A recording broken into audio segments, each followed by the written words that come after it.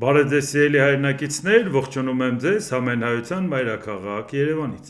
Այսօր դեկտեմբերի 14-ն է 2025 թվական։ Կխոսենք աշխարհաքաղաքական, տարածաշրջանային, ներպետական ուշագրավ թեմաներից, որոնք կներկայացնեմ իմ մեկնաբանությամբ։ Ռուսաստանի Դաշնության նախագահի մամուլի խոսնակ Դմիտրի Պեսկովը մեկնաբանելով ՆԱՏՕ-ի գլխավոր քարտուղարի Ռուսաստանի հետ պատերազմին պատրաստվելու անհրաժեշտության մասին խոսքերը, ասել է. ՆԱՏՕ-ի գլխավոր քարտուղար Մարկ Ռյուտեն անպատասխանատու հայտարարություններ է անում, պարզապես չի հասկանում, թե ինչի մասին է խոսում։ Մենք փառք Աստծո մեծացել ենք մի երկրում, որտեղ խնամքով պահպանում են հիշողությունն այն մասին, թե ինչ հաջողվեց անել Եվրոպան ֆաշիզմից փրկելու համար, նշել է Պեսկովը։ Իհարկե, կարծում եմ, որ հետագայում կկարդանք, որ նաև Պեսկովին հակադարձել են, ոչ թե Պեսկովին այդքան չկա, որ իրան հակադարձեին, ուղղակի իրավիճակին, բայց ես իմ կողմից իմ պարտքն եմ համարում ասել, որ իսկ ով է ֆաշիզմը փրկել Պեսկովի երկիրը, Խորհրդային Միությունը։ Պեսկովը չգիտի, հա, արխիվները բացված չեն, չգիտի, որ 39 թվականի օգոստոսի 23-ին Մոլոտով-Ռիբենտրոպ հայտնի պակտը, որ 10 տարով չհարձակման բարեկամական գործընկերության պայմանագիր էր կնքում Խորհրդային Միությունն ու Գերմանիան նացիստական, այդ ժամանակ գաղտնի պակտով որոշվեց Եվրոպան բաժանել իրար մեջ։ Օգոստոսի 23-ից մի քանի օր հետո, մի շաբաթ հետո սկսվեց առաջին համաշխարհային պատերազմը։ Առաջին համաշխարհային պատերազմը սկսեց սեպտեմբերի 1-ին, սեպտեմբերի 17-ին Խորհրդային Միությունը գրավեց Լեհաստանի մի մասը, այն կողմից է գրավեց Գերմանիան։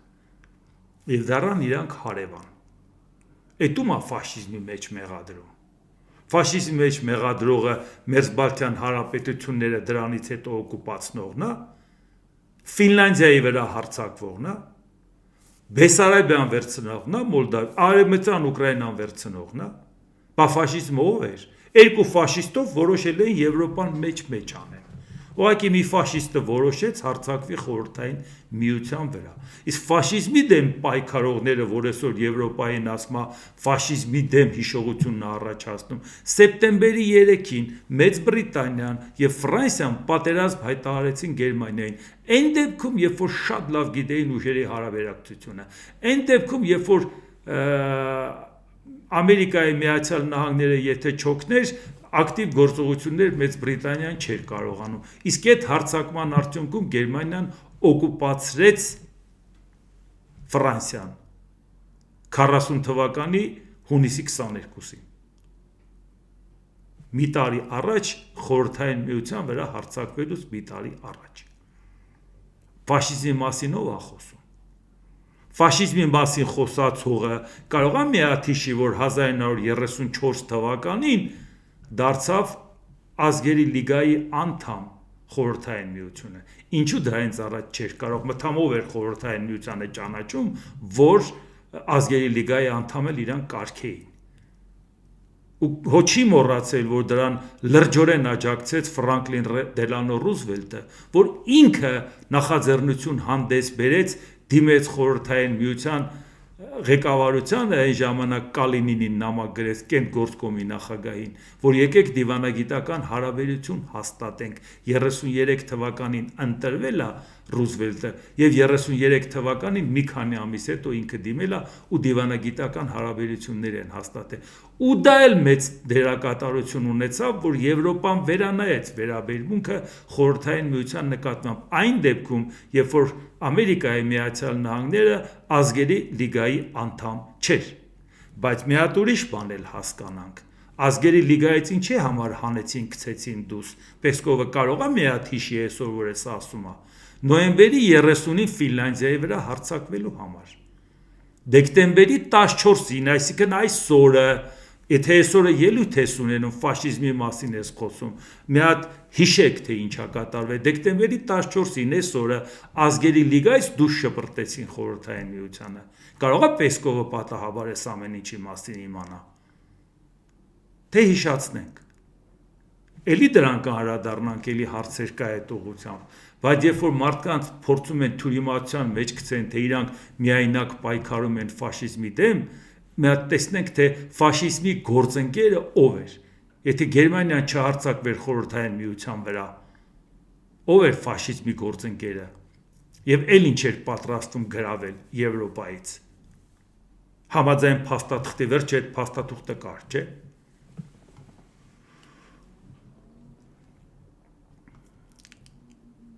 Գերմանիայի կանցլեր Ֆրիդրիխ Մերցը հայտարարել է. Եվրոպայի նկատմամբ ԱՄՆ գերիշխանության դարաշրջանն ավարտվել է։ Գերմանիայի կանցլերը նշել է, որ Pax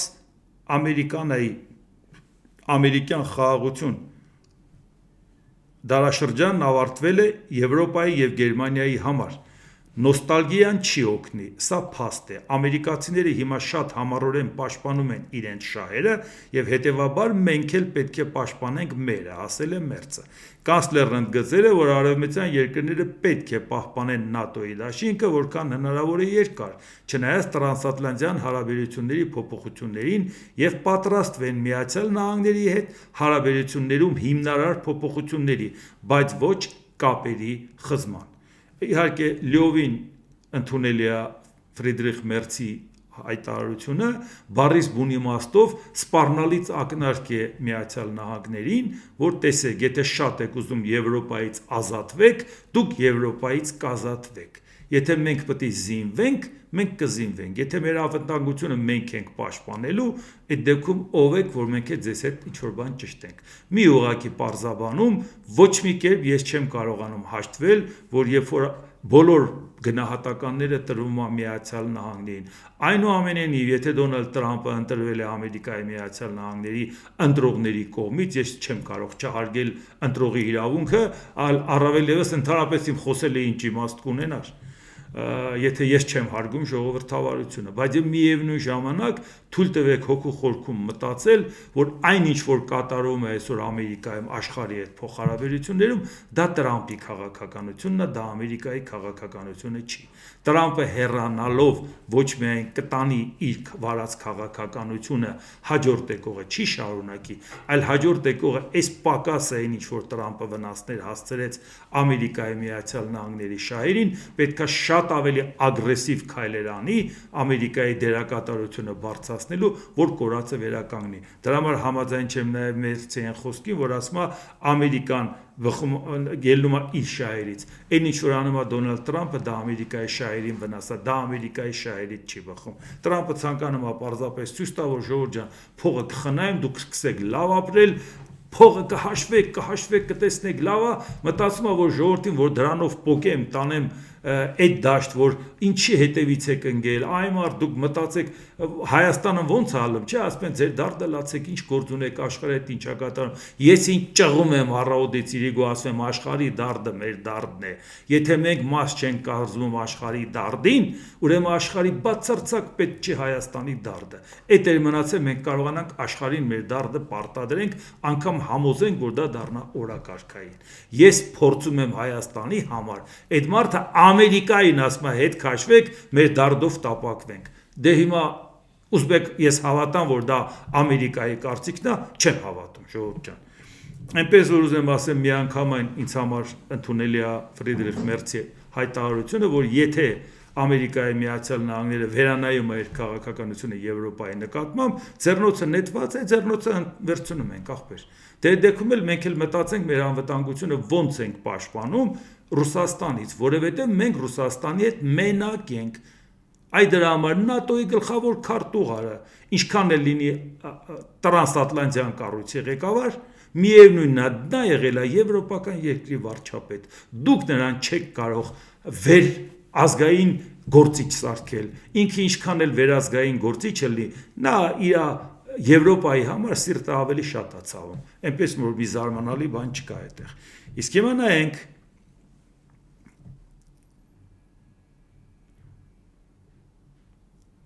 Գերմանիայի կանցլեր Ֆրիդրիխ Մերցը զգուշացրել է, որ Ռուսաստանի նախագահ Վլադիմիր Պուտինն իր ագրեսիվ արտաքին քաղաքականության մեջ չի սահմանափակվի Ուկրաինայով։ Պուտինը կանգ չի առել, եւ եթե Ուկրաինան ընկնի, նա կանգ չի առնի, հայտարարել է կանցլերը։ Մերցը հայտարարել է, որ Պուտինը շահագրգռված է Եվրոպայում սահմանների հիմնարար փոփոխությամբ եւ Խորհրդային Միության իր նախկին սահմաններով վերականգնմամբ։ Կանցլերի համոզմամբ դա հսկայական սպառնալիք է, այդ թվում ռազմական այն երկրների համար, որոնք ժամանակին եղել են այդ կայսրության մաս։ Եվ ուշադրություն, ինքը նույն օրվա մեջ Ամերիկային ասում է դե դու քո համար, մենք էլ մեզ համար հարաբերությունը չենք փչացնի, բայց մենք մեր համար կմտածենք, նույն օրը ասում է Ռուսաստանի սպառնալիքի համար պետքա զինվենք, պետքա պաշտպանենք առաջերտին այն երկրները, որոնք եղել են ցարական Ռուսաստանի կազմում, ռուսական կայսրության կազմում։ Դե նկատի ունի նաև Մերձբալթյան երկրները, նաև Ֆինլանդիան, նաև Լեհաստանը ինչ որ ժամանակ, տարբեր ժամանակներ, տարբեր վիճակում ա եղել եւ մի խոսքով այսինքն իսկ դա ինչով չի վերաբերվում նաեւ մեզ առաջերտին ա վերաբերում մենք էլ ՆԱՏՕ-ի ու Եվրամիության անդամ չենք ուստի շարունակել է Գերմանիայի կանցլերը Ուկրաինային հետագա օգնությունը եւ Եվրոպայի միասնությունը Մեծ Բրիտանիայի հետ ռազմավարական համագործակցության հարցում առաջնահերթություն են արտաքին եւ անվտանգային քաղաքականության մեջ եւ ինչի է հատկապես նշում Մեծ Բրիտանիան, որտեղ Մեծ Բրիտանիան Եվրամիության անդամ չէ։ Իհարկե ՆԱՏՕ-ի անդամ է, բայց Եվրամիության անդամ չի։ Հատկապես նշում է, որտեղ Մեծ Բրիտանիան այնպիսի համահունչ համաեվրոպական քաղաքականություն է վարում, որ շատ եվրոպական Եվրամիության անդամ երկրներ նույնիսկ կնախանձեն։ Բարբերաբար ես այդ թեմայով խոսում եմ ու ասում եմ, որ ուշադրություն դարձրեք Կիր Սթարմերը, որը չուներ հակաճգնաժամային ծրագիր, այսօր էլ չունի, վաղն էլ չի ունենալու, բայց նա այնքան ազնիվ գտնվեց, որ ինքը դա չշահարկեց, նախկինների վրա մեղքը չբարթեց, ժողովուրդը նախկինների վրա բարթեց, իրանց ընտրեց, պահպանողականներին տուն ուղարկեց, բայց ինքը դրա վրա չգցեց, շատ ակտիվ ձևով, համահունչ ձևով արտաքին քաղաքականությունը առաջ տարավ եւ պինդ կանգնեց Ուկրաինայի թիկունքին, ասեց այո ռազմական ծախսերն էլ կավելացնենք, կանենք անգամ ափսոսանք հայտնեց, որ իրանք Եվրամիությունից դուրս են եկել։ Այսինքն շատ դեպքերում կարող է, երբ որ հարցը առաջանում մեկ-մեկ ինձ ասենք ասում են նաև մեր հայրենակիցները, թե Մեծ Բրիտանիայից, թե Գերմանիայից, ախր ներսում մերձին չեն սիրում, Բրիտանիայում էլ Ստարմերին չեն սիրում, դուք ինչի եք տենց, եղբայր դուք նայում եք ներսում, նայում եք ձեր հարկերը, նայում եք ձեր տուրքերը, նայում եք ձեր ստացածը, հասկացեք, մենք տենց չենք նայում, մենք նայում ենք Մեծ Բրիտանիային եւ Ֆրանսիային եւ Գերմանիային նոր աշխարհակարգի առանցքային դերակատարներ։ Մենք ավելին ենք սպասում նրանցից, քան ընդամենը ձեր հարկերը բարձրացնել իջացնելն է։ Թեկուզ մեծագույն հարգանքով ենք վերաբերվում ձեր շահերին։ Ուղղակի ուզում ենք մտածեք, որ դուք մեծ գլոբալ աշխարհաքաղաքական լուրջ խաղացողների եք ընտրել, նրանցից ձեր պահանջը միայն չի լինելու այսօրվա հարկը, որտեղ այսօր կարող է հարկը իջացնի, վաղը շուրգակ տեսնեք պետություն չունեք։ Այս է հարցը, իսկ մենք վտանգված վիճակում ենք որպես պետություն, մենք պետության կորցնելու ամենօրյա վտանգի տակ ենք ապրում, դրանից խուճապից չենք մատնվում, դրանից չենք խառնվում իրար հետ, դրանից չենք փախնում Հայաստանից, բայց եւ ամեն անգամ զգոն ենք լինում, թե ինչ պետք է անենք հավանական բոլոր քայլերը, որտեղ մի սխալը կարող է հանգեցնի պետականության կորստի, անգամ մի սխալը, իսկ իրանք այդ խնդրեմը չունեն, բայց իրանք վաղը մյուս օրը կարող է ունենան, եթե չհասկանան, թե ինչ գլոբալ խնդիր են լուծում իրանց ղեկավարները։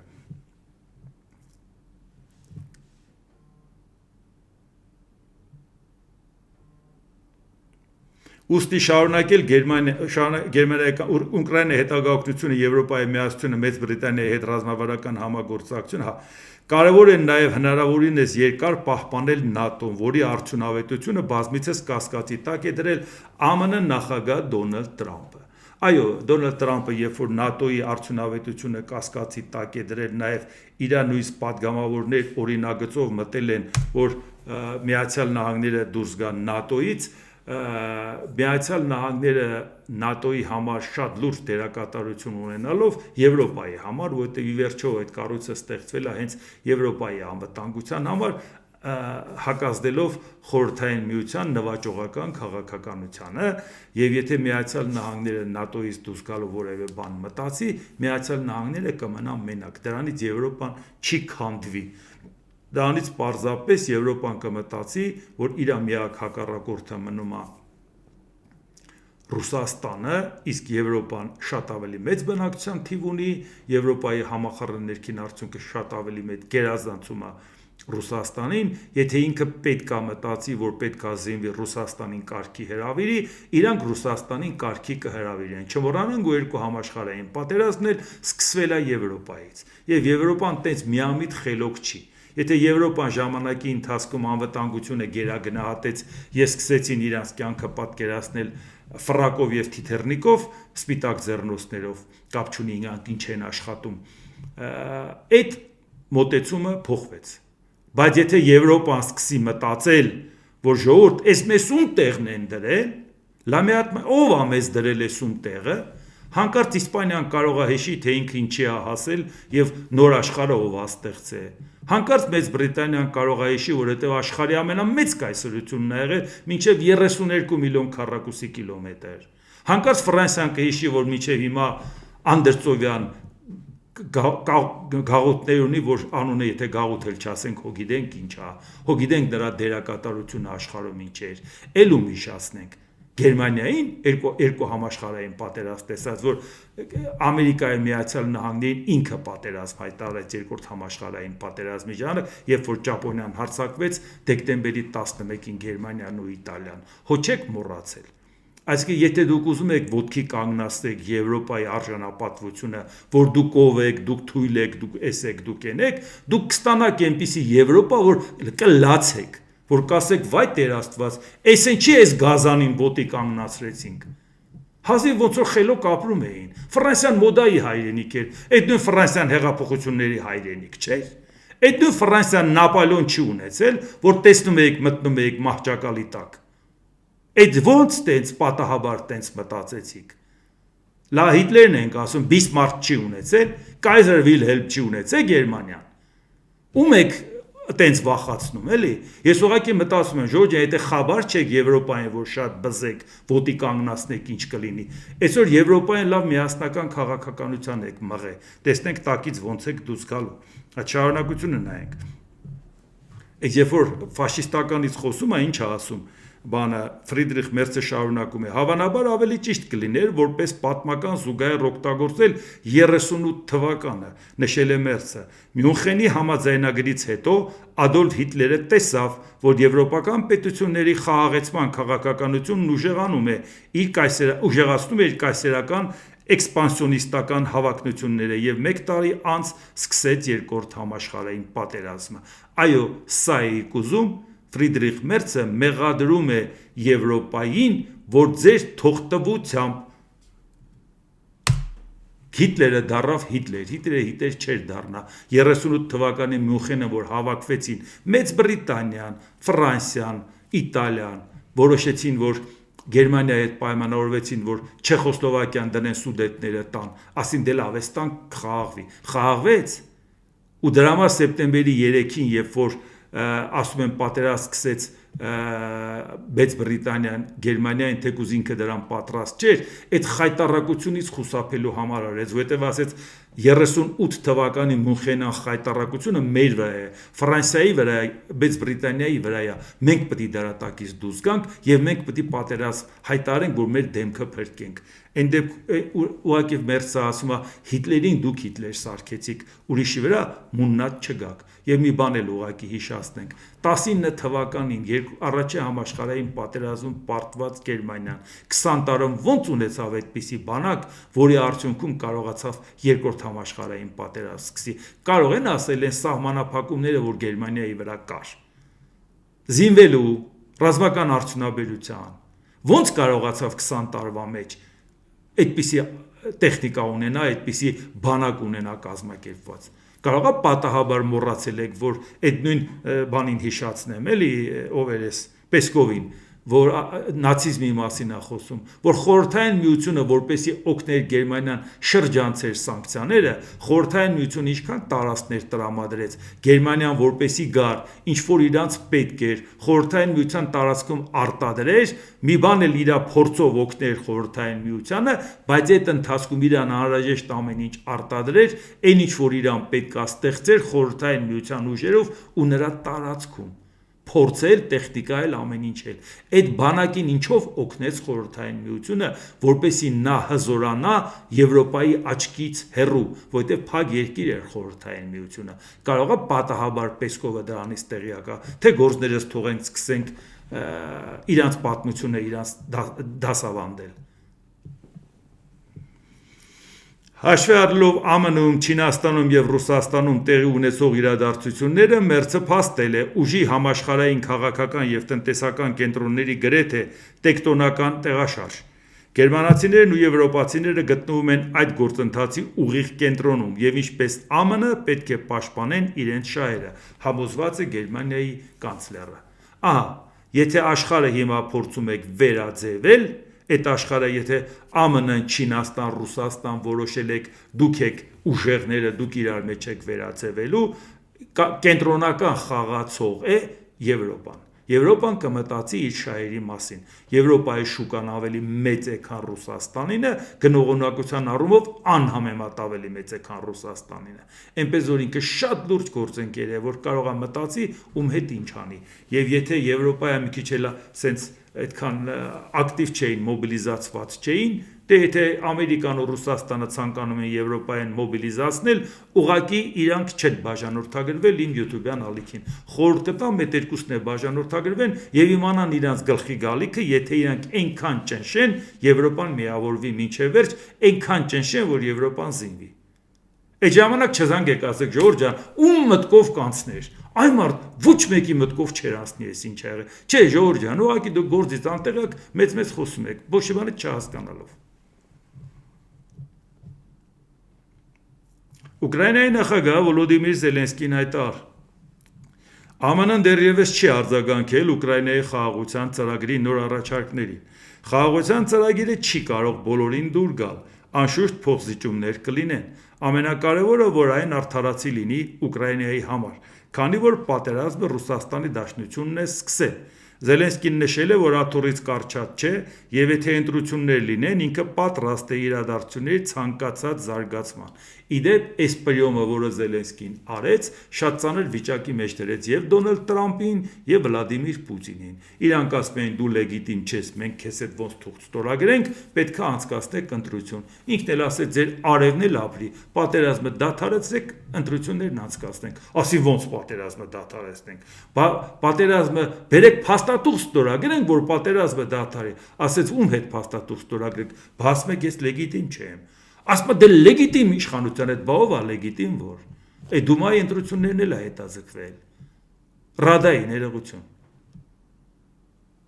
Այսինքն իրանց թվում էր թե Զելենսկին պետք է ասի, չէ, համաձայն չեմ, քանի պատերազմը ավարտված չի, ես մնում եմ նախագահ։ Ասում էին կարճած է աթոռից, ասեց շատ լավ։ Դուք կարծում եք, որ պատերազմի ժամանակ, երբ որ Ռուսաստանը հարվածում է, մենք կարող ենք մարդկային կուտակումներ անել կոնկրետ հասցեներում, ասին չէ, բա ոնց ենք ընտրություն անելու։ Դե դադարացրեք։ Ռուսաստանը ասում է համաձայն չեմ դադարացնելու։ Ես համաձայն եմ գնանք խաղաղության գործընթացի։ Մենք զինադադար չենք քննարկում։ Բա ո զինադադար չես քննարկում։ Խաղաղության գործընթացն էլ ասում ես Զելենսկին հարմար չի, որ ինքը ստորագրի։ Ուղղակի հարմար չի ձեզ, որ Զելենսկին ստորագրի, որտեղ գիտեք չի զիջելու։ Այդ դուք ուզում եք շարանեիք, բայց չստացվեց, պրյոմի տակ մնացիք։ Հիմա դե ձևը գտեք, այս քանի օր է իրանք մտածում են, հիմա ուշադրությամբ մտածում են Տրամփի թիմն ու Պուտինի թիմը ոնց դուրս գան։ Մի հատ հասարակ շախմատային մի հատ քայլ էր։ Դու խաղաղություն բանը ընտրություն չես ուզում, այդ է իրանց քայլը։ Տեսեք ոնց ճնշեցիք, ասեց համաձայն եմ անում եմ։ Դե եկեք անենք։ Ու վերջ, սեկրետ ընկան։ Ներկայիս խաղաղ բանակցությունների ձախողման դեպքում պետք է մենք մեր ձեռքը վերցնենք եւ այլ ճանապարհ գտնենք։ Ուկրաինայի հիմնական ցանկությունը ՆԱՏՕ-ին անդամակցելն էր։ Դա անվտանգության իրական երաշխիք կլիներ, բայց եվրոպական գործընկերներն ու ԱՄՆ չաջակցեցին, ասեց Զելենսկին։ Իհարկե Զելենսկին շատ լավ է հասկանում, որ հիմա իրան համար ՆԱՏՕ-ն իր տեսական չի, բայց եւ կարողանում է դա օգտագործել այն ձևով, որ դե եթե ՆԱՏՕ չեք ուզում ես մտնեմ, համարեք դա էլ մեր կողմից զիջում, բայց դրա դիմացին չեք առաջարկում։ Ես լավ ՆԱՏՕ հասկանում եմ, որ այսօր իրատեսական չի։ Այն դեպքում, երբ որ ՆԱՏՕ-ի այդ քաշքշուկը, այդ ամեն ինչը, Եվրամիության քվեարկությունները, որ արդեն կյանքները գնացել է, որ Հունգարիան կամ Սլովակիան վետո դնեն, արդեն փորձում են շրջանցել այդ վետոն, նույն պրոբլեմը ունեն ՆԱՏՕ-ի հետ կապված, իսկ իր անվտանգության հետ կապված ինքը շատ հանգիստ կարողանում է ապահովել այն կամավորների հետ միասին, դրա մասին պարբերաբար խոսում ենք։ Այսինքն նա ավելին է, քան ՆԱՏՕ-ն։ Զելենսկին ինչ է ասում։ Մենք այժմ պատրաստվում ենք առաջիկա օրերին հանդիպումների ամերիկյան կողմի եւ մեր եվրոպացի ընկերների հետ։ Բերլինում կանցկացվեն բազմաթիվ միջոցառումներ։ Այս պահին հավանականությունը զգալի է եւ դա կարեւոր է մեր յուրաքանչյուր քաղաքի, մեր յուրաքանչյուր ուկրաինական համայնքի համար։ Մենք աշխատում ենք ապահովել, որ Ուկրաինայի համար խաղաղությունը լինի արժանապատիվ եւ ապահովենք երաշխիք։ Երաշխիք առաջին հերթին, որ Ռուսաստանը չի վերադառնա Ուկրաինա երրորդ ներխուժման համար։ Ես շնորհակալություն եմ հայտնում բոլոր գործընկերներին, ովքեր օգնում են մեզ, օգնում են Ուկրաինային, ասել է Զելենսկին։ Հիմա դուք նայում եք, թե այսինքն ինչպիսի լարվածություն կա Եվրոպա-Ռուսաստան, Եվրոպա-Միացյալ Նահանգներ։ Ու այդ պարագայում դուք պատկերացնում եք, թե ասենք Հայաստանը որպես փոքր պետություն ոնց պետք է անի, որ ոտատակ չընկնի։ Ոտատակ չընկնելու լավագույն ձևը համենայն դեպս ակտիվ չեզոքություն պահպանելն է ուժեղների մեջ եւ համակարգային ձևով Եվրոպային դիմելու հարցը դա համակարգային քայլ է, որտեղ դա համակարգ է, ոչ թե մի պետություն, այսօր հետը լավ կլինի, վաղը վատ կլինի, բայց մենք այդ ճանապարհով չենք գնում, իսկ դուք պատկերացեք այն վտանգը թե ինչա կատարում, դուք տեսել եք, որ աշխարհում տենց երկիր կա, որը չի մեկնաբանում, թե ինչա կատարվում այսօր աշխարհում։ Ուկրաինական պատերազմի արդյունքում նոր աշխարհակարգին ինչ վտանգներ են սպառնում։ Ցանկացած երկրում ցանկացած պահի այդ քննարկումները գնում են, Հայաստանում այդ օրակարգը ինչի չկա, ինչից խոսեն։ Ժողովուրդը անհանգիստ է, ասում լավ, ի վերջո ինչ ալնելու։ Ամերիկան Ռուսաստանի հետ լավը լինի, ինչ ալնելու, Ամերիկան Ռուսաստանի հետ վատը լինի, ինչ ալնելու, ավելի կոշտ հարաբերություն լինի Եվրոպա-Ռուսաստան, բա Հայաստանը Ռուսաստանի ռազմավարական դաշնակիցն է, մեր հասարակության ճնշող մեծամասնությունն էլ ուզում է, որ մենք գնանք Եվրոպա։ Հիմա այս պարագայում մեզ հետ ինչ ալնելու։ Տրամպն էլ ոնց որ որոշել է մեր անվտանգության խնդիր լուծի, Տրամպի ուղիղ շնորհիվ մեզ խաղաղություն է խոստացել։ Հիմա դուք պատկերացնում եք Հայաստանի քաղաքացու վիճակը, որ այս ամեն ինչը մամուլից իմանում է, տեսնում է, որ աշխարհի բոլոր երկրները պետական մակարդակով հայտարարություններ են կատարում, իսկ Հայաստանից 0 արձագանք։ Այդ ինչից խոսեն։ Իրանք կարող են որևէ կարծիք հայտնել։ Հոդաբաշխ մի հատ կարծիք կարող ասեն, որ ժողովրդին ասեն, ժողովուրդ ջան, այո վտանգավոր է, այո անվտանգ է, այո մենք մեր ուշադրության կենտրոնում ենք պահում, այո մի անհանգստացեք, այդ ամեն ինչը մենք պարբերաբար քննարկում ենք, ձեզ էլ կարող ենք հավանական զարգացումների մասին մի բան ասենք, որևէ հայտարարություն նոր աշխարհակարգի, որևէ հայտարարություն ավելի լարված առճակատման դուք լսել եք մեր իշխանությունների կողմից։ Մի քանի օր վրաց-օսական պատերազմի ժամանակ մեր տնտեսությանը շատ լուրջ հարվածներ հասցվեցին, հարյուրավոր միլիոնավոր դոլարների մի քանի օրվա ընթացքում։ Մենք լուրջ խնդիրներ ունեցանք մի քանի օրվա ընթացքում Իրանին հարված հասցնելու ժամանակ։ Այսինքն մեզ բացարձակ ոչինչ չի հետաքրքրում, հա, ինչ կարող է լինի մեր աշխարհի հետ։ Մենք այդ աշխարհի վրա չենք, ժողովուրդ ջան։ Մենք առանձին Նիկոլստան ենք, առանձին մեզ համար ապրում ենք, ժողովուրդ ջան։ Աշխարհի հետ դե մենք ինչ կապ ունենք, որ։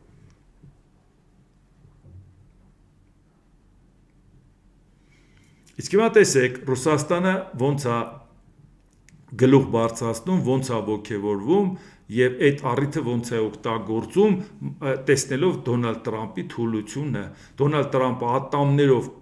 ցանկանում է պահել Իսրայելին եւ ատամներով ցանկանում է պահել Պուտինին, Ռուսաստանին չէ, Պուտինին։ Եվ այդ պարագայում հիմա տեսեք Ռուսաստանը երբ որ տեսնում է Տրամպի թուլությունը, ոնց է ինքը քայլ առ քայլ ցանկանում իր դիրքերը ամրապնդել։ Երեք Իրանի հետ էր խոսում, Իրանի նախագահի, երեք խոսում էր Մադուրոյի հետ, որը ձեզ ներկայացրեցի,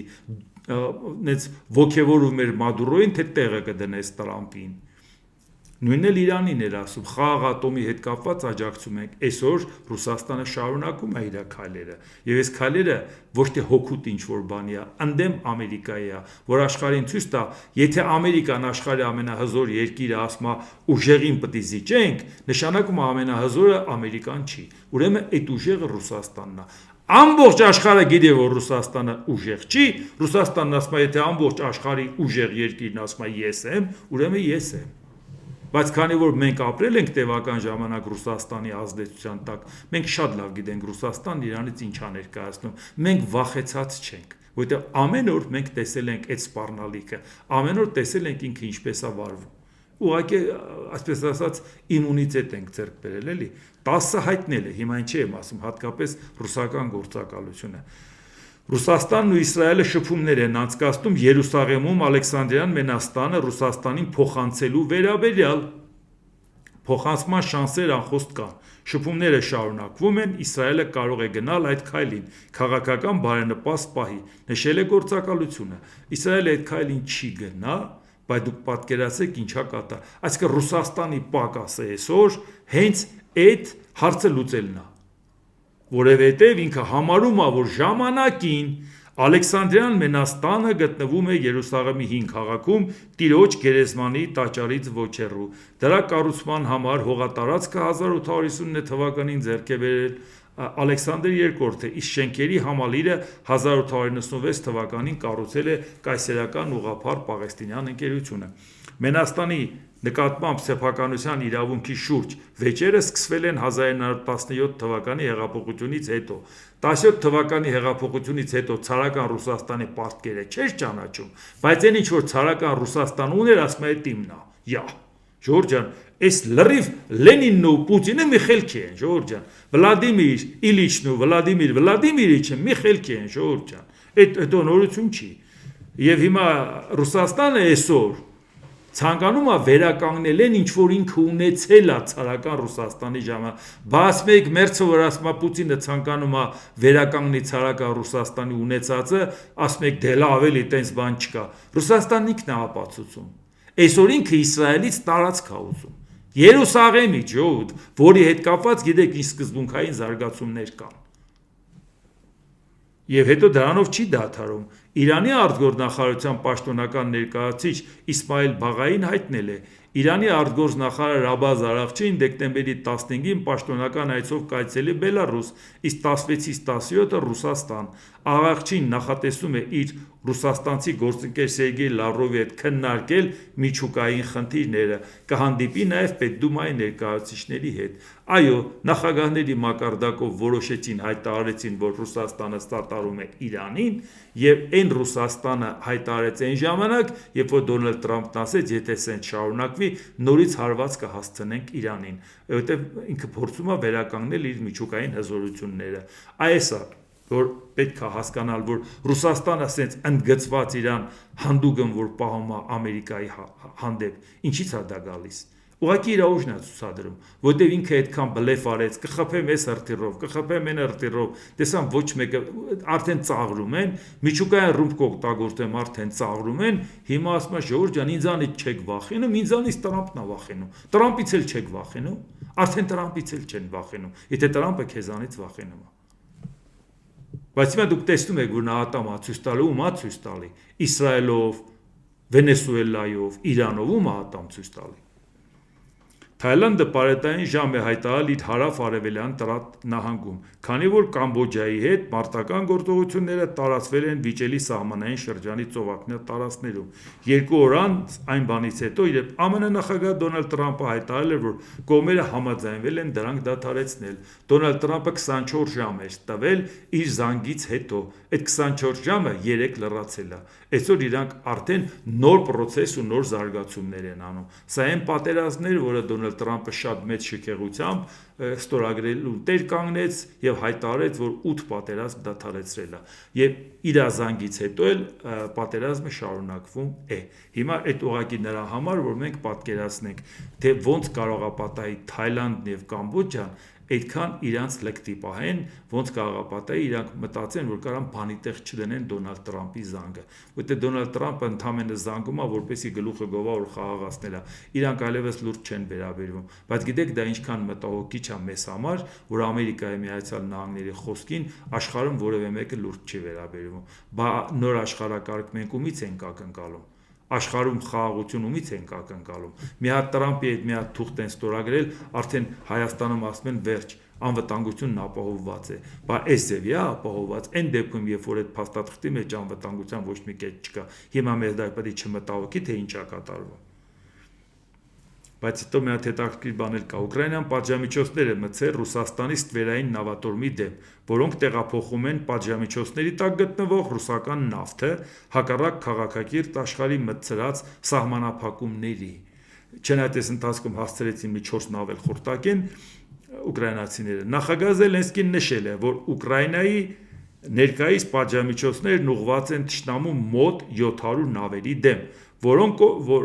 օգնում են Կրեմլին ֆինանսավորել պատերազմը։ Սա Ռուսաստանի նավատորմի մեծ մասն է, որը տեղափոխում են նավթ եւ այլ էներգետիկ ռեսուրսներ։ Սա ամենամեծ պատժամիջոցների փաթեթն է, որը հատուկ ուղղված է լցանավերի եւ ագրեսիային ծառայող այլ նավերի դեմ։ Փաթեթը ներառում է ոչ միայն Ռուսաստանի դրոշը կրող, այլև այլ պետությունների, մասնավորապես ավելի քան 50 պետության նավեր, նշել է Ուկրաինայի նախագահը։ Զելենսկին ավելացրել է, որ Ուկրաինան կստիպի գործընկերներին արգելափակել յուրաքանչյուր նավ, յուրաքանչյուր նավատեր, ընկերություն եւ ռուսական նավի արտահանման ողջ ենթակառուցվածքը։ Ինչու է ինքը սենց համարձակ ձևով ասում ես կստիպեմ, որտեղ ասում է որտեղ պատահի այդ նավը խփելու եմ։ Եթե դուք այդքան հիմար եք, որ ձեր նավերը ուզում եք խորտակվեն, խնդրեմ, այդ դուք պետք է բոլորդ վախենաք, որ նավեր եք կորցնելու։ Դե հիմա մտածեք, նավեր եք կորցնելու բեռի հետ միասին, ապահովագրական ընկերություններ, ապահովագրելու եք այն բեռը, որը հաստատ գիտեք, որ խոցվելու է։ Մենք աջակցում ենք ռուսական էներգետիկ արտադրանքի արտահանմանը մասնակցող նավերին ծովային ծառայություններ մատուցելու լիակատար արգելքի հայեցակարգին։ Ռուսաստանի վրա ճնշումը եւ պատերազմը դադարեցնելու դիվանագիտությունը պետք է համընթաց լինեն ցանկալի արդյունքի հասնելու համար, ընդգծել է Զելենսկին։ Ուկրաինան նաեւ մոնիտորինգ է իրականացրել Սև, Կարմիր եւ Բալտիկ ծովերում եւ նույնականացրել է ռուսների կողմից օգտագործվող յուրաքանչյուր նավ։ Պատժամիջոցների տակ գտնվող նավերը նավարկել են ավելի քան 50 երկրների դրոշների ներքո, առավել հաճախ Գամբիայի, Սիերա Լեոնեի, Պանամայի եւ Կամերունի։ Ուկրաինան կտրամադրի համապատասխան բոլոր տեղեկությունները այդ երկրների եւ կաշխատի նրանց հետ լիցենզիաների տրամադրումը դադարեցնելու համար, նշվել է հաղորդագրությունում։ Հիմա տեսեք ինչ է կատարվում։ Ինչու սենց երկար կարդացի։ Ամերիկայի Միացյալ Նահանգները սանկցիաներ է կիրառել ինչի համար։ Նախ ասում է, որ չստանաք նավթամթերք Ռուսաստանից, Չինաստանին ասում Հնդկաստանին։ Չինաստանն ու Հնդկաստանը ինչքան իրացնում են, այդքան ստանում են։ Բայց ավելը ստանում էին, ինչ էին անում, վաճառում էին։ Ամերիկան կողքեց սանկցիաների տակ, ասեց հա խելոք մնացեք, հա խնդիր կունենաք։ Նրանք մտածեցին լավ շարից հեռու, բայց այնուամենայնիվ այդ ապրանքը դուրս է գալիս, չէ։ Ամերիկան ցանկանում է նրանց պատժել, բայց չի ցանկանում ուղիղ ցույց տա, որ ինքը Ռուսաստանի դեմ է գործում։ Ինչ անում։ Այդ տվյալները ինքը տալիս է Ուկրաինային։ Այս որ հիմա Զելենսկին սենց ասում է, որ մենք տվյալները ուրիշներին կտանք, շնորհակալություն, բայց քեզ տվյալներն ով է տալի։ Էդ էլ մենք մի փոքր տեղյակ ենք, էլի։ Այսինքն Ամերիկայի Միացյալ Նահանգները Ուկրաինայի միջոցով հնարավորություն է ստեղծում, տալիս է կոորդինատներ, Ուկրաինան հարվածում է, բայց ինքը ազատ է, որովհետև ինքը ասել է, սանկցիայի տակ դավեր չպետք է գործեն։ Ով որ բանա գտավ խփում է, ես ինչ կարող եմ անել։ Ինքը ուղղակի կարողանում է տրամադրել կոորդինատները։ Իդեպ շատ նուրբ է այդ ընթացքում գործում, ես շատ կասկածում եմ, թե ով է դա։ Չնայած Ամերիկան իհարկե շատ շահագրգռված է, որ Ռուսաստանից այդ ամբողջ ծավալները վերցնի Ամերիկայի վրա։ Ռուսաստանից եթե նույնիսկ ձեռնտու է դառնել գները շատ է իջացրել, ապա դա պետք է դառնա վտանգավոր, որպեսի չառնեն։ Ու այդ պարագայում ինչ ալնում ուղղակի այդ նավերին հարվածում են։ Սա ուղղակի քանի որ մի քիչ տարիքս ներում է, հնից հիշում եմ, որ սենց վարպետորեն ով էր տենց աշխատում, Ելիզավետա առաջին թագավորը, թագուհին, ներողություն, բանը Մեծ Բրիտանիայի, որը որ անգամ կապերներին, որոնք դե ծովահենների դες մի քիչ խուճուճ անուն է, էլի տենց, որ պետության անունից լիազորություն էին ստանում խորտակենես նավերը կամ էս անեն հակառակորդի նավերը կամ ուղղակի ինձ շարքից անում էին։ Նրանք լավ էլ պայմանագրեր ունեին երկրների հետ, հատկապես Իսպանիայի հետ ասում են, բա մեզ պետք է կոնֆլիկտ ունենանք, հանգիստ ձեզ համար ֆրֆրացեք, գնացեք եկեք, բայց այդ կապերներին նավներ էին տալի, փողնել էին տանում, լավ էլ մարզում էին, ասում էին գնացեք խփեք։ Եվ որից մեկը Ֆրենսիս Դրեյկը 1577-1580 թվականներին, որ շուրջերկրաճանապարհություն կատարեց Ֆերնանդո Մագելանից հետո ինքը երկրորդն էր, այսինքն Մագելանից հետո առաջինն էր, հենց իր անունով էլ նեղուցը դրվեց, չէ, Դրեյկի նեղուց, եւ անգամ ասպետի կոչում ստացավ Ելիզավետա առաջին թագուհուց, որպես շատ որակյալ ծովահեն։ Չէր կարա ինքը չգնահատեր նրա անգնահատելի ծառայությունը Միացյալ Թագավորությանը եւ ինչի եմ ասում, այսօր Ամերիկայի Միացյալ Նահանգներում ինչ որ բան գլխի են ընկել, որ պետքա պարզապես շարքից հանել Ուկրաինայի ձեռքով ռուսական նավերը, բայց որպես Ռուսաստանի հետ խնդիր չունենան, դա կատարում են ուկրաինացիները, որտեղ իրանք են Ռուսաստանի հետ պատերազմի մեջ։ Իսկ հենց շահում է Ամերիկան, ոչ միայն Ամերիկան, ամբողջ աշխարհը։ Եթե գոնե sense նուրբ կարողանում են աշխատել, միանշանակ շատ ողջունելի է, որովհետև առանց Ամերիկայի կոորդինատների Ուկրաինան այսպիսի ինֆորմացիա բոլոր ծովերում ու օվկիանոսներում ուղղակի չէր ունենա։ Ինքը այդ ինֆորմացիան ստանում է, խփում, հետո այդ ինֆորմացիան տալիս է ուրիշ երկրներ, ասում է խելոք մնացեք, էլի եմ խփելու, այս է կոորդինատները։ Այնպես որ շատ նուրբ քայլ է, այնքան նուրբ, որը ինձ վերադարձրեց պատմական հիշողությունների գիրկը։ Մի բան ուղղակի ասենք, որտեղ այս ամեն ինչի մեջ աշխարհում ինչա կատարում, Հայաստանն էլ նենց քնած չի, Նիկոլ Փաշինյանը այսօր նորից հերթական շրջիկ պատարակն է անցկացրել իր ուզած ձևերով, բան եւ այլ, որ իմաստ չունի դրան անդրադառնալ, պարզապես ինքը մի միտք ասել, դրան պիտի անդրադառնանք։ Նիկոլ Փաշինյանը հայտարարել է. Հայաստանը կրոնապետություն չէ, յուրաքանչյուրն ազատ է իր ընտրության մեջ։ Մարդը կարող է հավատալ Աստծուն, մենք դրան պետք է հարգանքով վերաբերվենք։ Մարդը կարող է չհավատալ Աստծուն, մենք դրան էլ պետք է հարգանքով վերաբերվենք։ Ակունք իմաստությամբ։ Այս մարդը կարա ակադեմիա բացի, ասենք Նիկոլյան ակադեմիա, ժողովուրդ ջան, հասկա, կարա անի, կարա չանի։ Մենք հարգանքով ենք վերաբերվում։ Ասածը ինչ է։ Նախ կրոնապետությունը մի խառնի կարանք անելու, կարանք չանելու հետ, որովհետև Հայաստանը աշխարհիկ պետություն է, կրոնապետություն չէ, որովհետև եկեղեցին անջատ է պետությունից, ոչ թե հասարակության մեջ կարող է մեկը եկեղեցի Աստծուն հավատա կամ չհավատա։ Աստծուն կարող ես հավատալ կամ չհավատալ, բայց շարունակես մնալ կրոնապետություն։ Հասարակության մի մասը Աստծուն չհավատա։ Կրոնապետությունը դա նա է, որ կրոնը պետական կառավարմանը ներկայացված է, ինչ կապ ունի մարդու հավատալ կամ չհավատալ։ Կարելի է մի օր գոնե անգրագիտություն չասել։ Մի օր առավոտ քնից արտանալ, ասել ժողովուրդ ջան, եթե անգրագետ բան ասեմ, բերանս սկոչեք։ Այմար չկա մի հատ մեկը, որ բերանս սկոչի։ Ախպեր ինչ ուզում ես արա, գոնե մի խոսա էլի։ Լավ։ Ես շատ չհոգնացնեմ, այսօր այսքանը, եթե հավանեցիք սեղմ մեկ լայք կոճակը, բաժանորդագրվեք Էդվարդ Տանտինայի YouTube-յան ալիքին, սեղմ մեկ զանգակ կոճակը, գրեք մեկնաբանություններ, գրեք հարցեր, դիտեք եւ դատեք ինքներդ։ Շնորհակալություն։